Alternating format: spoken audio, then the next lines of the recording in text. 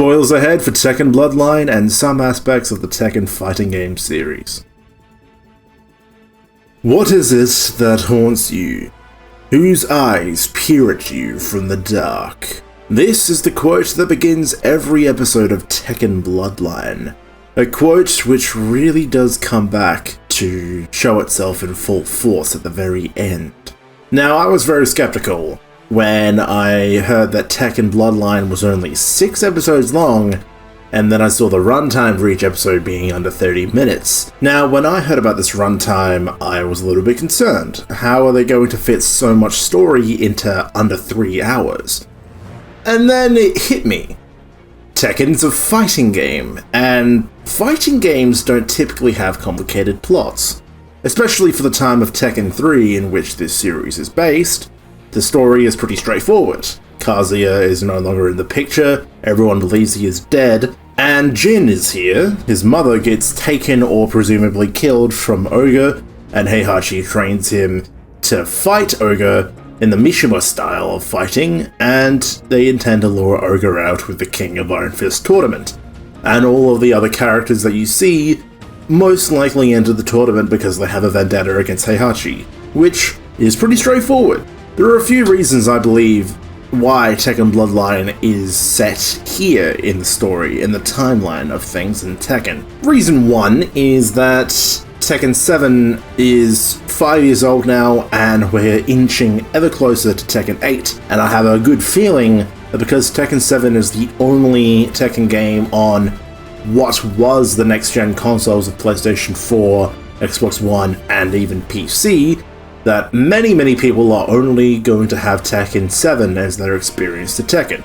Hence why they brought in a character like Leroy Smith into this series to make it a bit more of a connection. Also because Tekken 3 is going to have some of the most callbacks when it comes to Tekken 8. Spoilers for Tekken 7, but Heihachi dies at the end of it. So Tekken 8 presumably is going to be entirely focused on the conflict between Jin and Kazuya. So Tekken Bloodline being entirely based on Jin's origins will give people that understanding and connection to why Jin is the way he is now. As well, because Tekken 3 was critically acclaimed as one of the best fighting games of all time. It makes a lot of sense why they decided to choose this part of the story to focus on. I'm going to detail some parts of Tekken Bloodline that I liked and disliked. What did I like? Well, the one thing that impressed me the most was the accuracy to the fighting style of each individual character. This is one thing that other adaptations have not really been successful at doing, even Tekken Blood Vengeance, which literally looks like a video game rendered cutscene. However, the fighting scenes are good in Tekken Blood Vengeance, but the stances and the actual moves are only used sometimes. They're like sometimes referenced, sometimes held with their stances. However, in this, every single character upholds their stances very well, except maybe Nina. I don't think Nina really did her open hand thing much. I can't really remember that right now. However, Jin, Heihachi, Paul, Xiaoyu, and everyone were very accurate to their fighting stances and fighting styles, which I appreciate a lot. And saying that, the fights were really cool. They were really interesting to see in a more of a cinematic setting compared to just the way we see it in a fighting game. Like especially King's maneuvers of like spinning and throwing someone and hitting a goddamn suplex, which only ended in a concussion, and I swear to God that would have led to much more than just a concussion. The story was lacking in certain places, however, it was very simple, which, of course, with only 6 episodes, that's what they had to sacrifice. They had to sacrifice a more complicated narrative, but as I said at the start, Tekken doesn't really have that much of a complicated narrative as, you know, that's the thing with fighting games. They're fighting games. Everyone needs one universal reason to enter this tournament and compete. And in this case, every character, at least that has some sort of vocal line, is either pride and wants to prove themselves like Paul Phoenix, or I fucking hate Heihachi Mishima and I'm going to take him out or something. He did something to wrong me, which was literally every other character. Apart from Xiaoyu, who was just kind of there. She wanted to open an amusement park, but that's fine. That's fine. You can do that, Xiaoyu. It was a simple story, which I feel like complements Tekken fans more. If you're a Tekken fan and you know the basis of what Tekken entails, I feel like you'll enjoy this series. Everyone's streamlined goal of getting to Ogre or to Heihachi has made the story straightforward and all the characters' motivations easy to understand. This was slight quirks to their personalities to show, hey, this is who this character is, this is what they're about. And coincidentally, they also hate Heihachi. Another positive is that despite there being a very streamlined narrative of getting to A to B of, hey, Ogre destroyed Jun's home and Jin's home, and now we're gonna go get Ogre, they got to the point in rather succinct fashion, and I'm glad they at least gave a bit of time to what was implied to be part of Jin's backstory, like his friendships with Xiaoyu and Harang, which we see very briefly in the actual fighting games. Like, we know that apparently Jin and Harang had a fight and they won a rematch, and they were able to get that rematch here, although the original fight was only shown in glimpses, and Xiaoyu and Jin went to school together, which was very briefly shown as well. We didn't see a lot of Jin's time in school. We saw him in a uniform 3 times, walking under the same bridge. Another thing I liked is Jin. He was the most fleshed out here compared to like any other parts of the games, mostly because he felt real.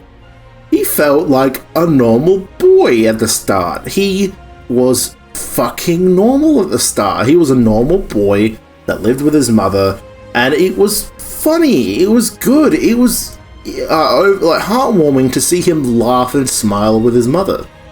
Whereas, like, before, we only ever heard about the Kazama household being fucking burnt to the ground and seeing Jin's reaction to that, and then seeing angry post-lost family fucking Mishima-style Jin fighting to kill Ogre. We only ever saw that in Tekken 3 and then beyond. We never got to see a lot of Jin beforehand, apart from like 1 or 2 clips of him walking from school.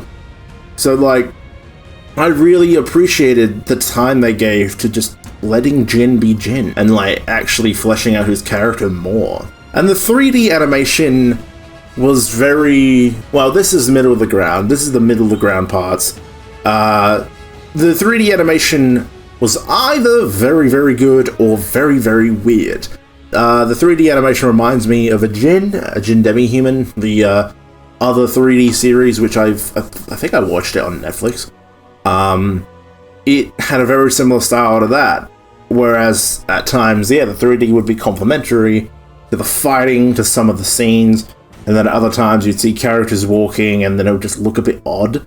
Or like, I remember one part where I think it was Heihachi and Jin in a ring, and Jin gets thrown to the ground, and then he's like kind of struggling, and his face kind of like clips through the fucking ring a little bit. Yeah, I don't know. The 3D was good and bad, and like there was also parts where I just remember Heihachi just like looking very fucking weird in his giant ass coat, and his face was just really looked very strange. So, you know, there were parts where it was good and parts where it was bad. I guess that's just the way it is with this type of 3D animation. I'm happy that they nailed the fighting and the fighting styles, but yeah, a lot of other things could have been done to make it flow a bit more naturally. But you know what, I can deal with that. I put up with it, and I was happy with it in the end. Of course, all the references and cameos were at least cool to see, but not really interesting, or they didn't really lead anywhere. The only characters I can think of that got somewhat small character arcs were like Hwoarang, Xiaoyu, Heihachi, fucking Julia, Nina, Paul, and King 2. And King 2's was very brief and at the end. The whole thing about Julia and her pendant, I don't even know if that was an actual plot point in the original games. I honestly can't remember. fucking Heihachi was top form here. Not only did we see his angry dictator fucking power side, where he had one goal in mind, and that was to capture Ogre. And he manipulated the thing I enjoyed seeing was the fact that he manipulated everyone around him to the way he needed it, especially Jin. There were parts where he complimented Jin and his mother's teachings. For example, there was a quote that she told Jin of strong body, strong mind. And Heihachi says, she was a wise woman. And then very later in the same episode, after Jin wins a fight with a guy with a knife, he says, hesitation is weakness. It is what most likely killed your mother. So you can see him flipping.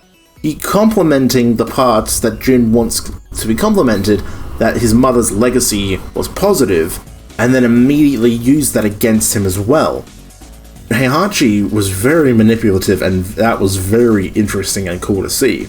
Also, another positive are the music. I think Tekken just nails music in every regard, and there was also parts, I swear during some fights you could hear themes of different characters incorporated into the song. I swear I heard some of Jin's theme in there, and I was really happy with that. That was cool. Another thing about this series that I liked that they left ambiguous enough, but I don't know what the implications are, because I don't even know the canonicity of this. I don't think Tekken Bloodline is meant to be canon. I think it's just meant to be, a neat little series for people to sink their teeth into to kind of understand why Jin is the way he is. The one thing I really did like was how ambiguous it was with June. We still don't really know what happened with her. We saw at the end of that fight in episode 1 where she had Ogre in an arm lock, and the house was about to blow because of the gas. And as it blew up, it appeared that Ogre teleported away. We saw like a fucking sound effect fucking thing teleporting away. And that's the thing, we don't know if he took June with him.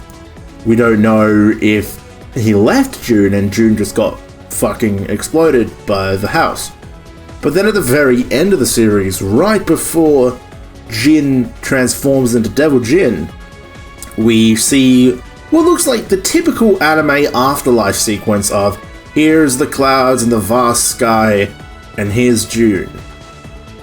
And Jin gets to see her one more time before he says, I'm sorry, Mom, and he lets the Devil Jin take control. So, yes, I don't know where this leaves June, if she's still dead or not. I feel like if she isn't, which wasn't there a whole thing on Twitter about how I think there was a whole thing on Twitter like years ago about how Harada said, who said June is dead? I'm gonna quickly look, I want to make sure. So yeah, apparently when Tekken X Street Fighter was in the midst of development, Harada cleared up the June situation on the Tekken Nation message boards, saying about June, there seems to be a lot of fans that think that June has died in the official storyline. That isn't exactly true. From Jin's perspective in that story, he believes his mother, June, has died. This is the correct interpretation. After the release of Tekken 3, I have officially stated to the press that objectively and officially, June's whereabouts are unknown.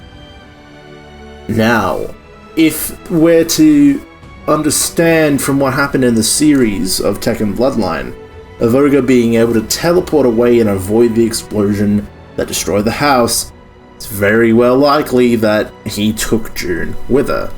So, yeah, June is out of the picture, but she could very well return.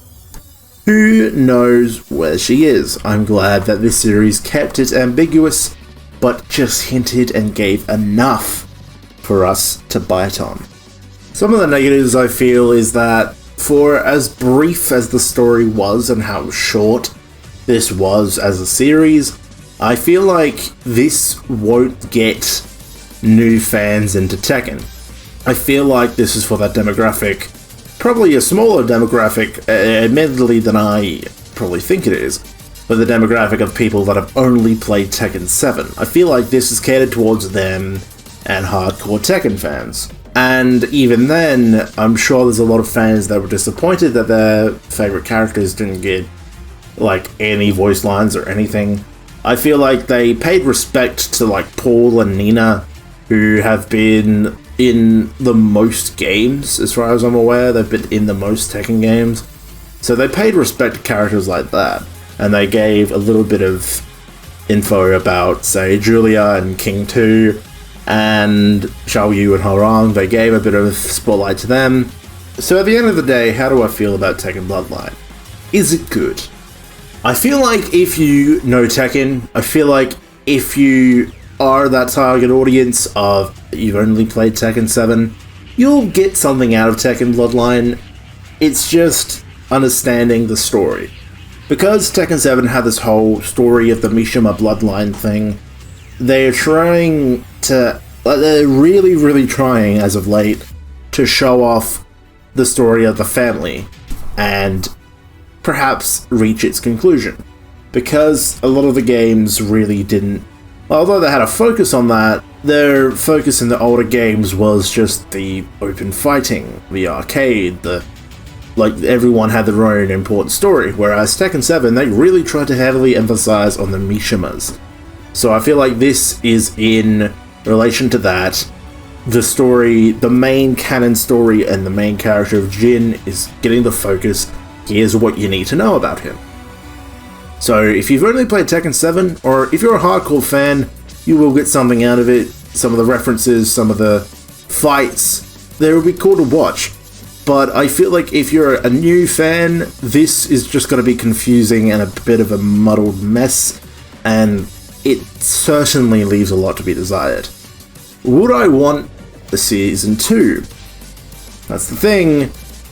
I don't know. I don't know what you can do from here. You can make a series based on Tekken 4. You could probably call it something else. You could make a sequel to Tekken Bloodline based on Tekken 4 or Tekken 5, but it will have to follow this kind of new narrative they've set up with Paul, Xiao Yu and Horong being present for Jin turning into Devil Jin and fighting Heihachi, and after Heihachi shot him, because remember in Tekken 3 at the end, the Jin ending, that didn't actually happen.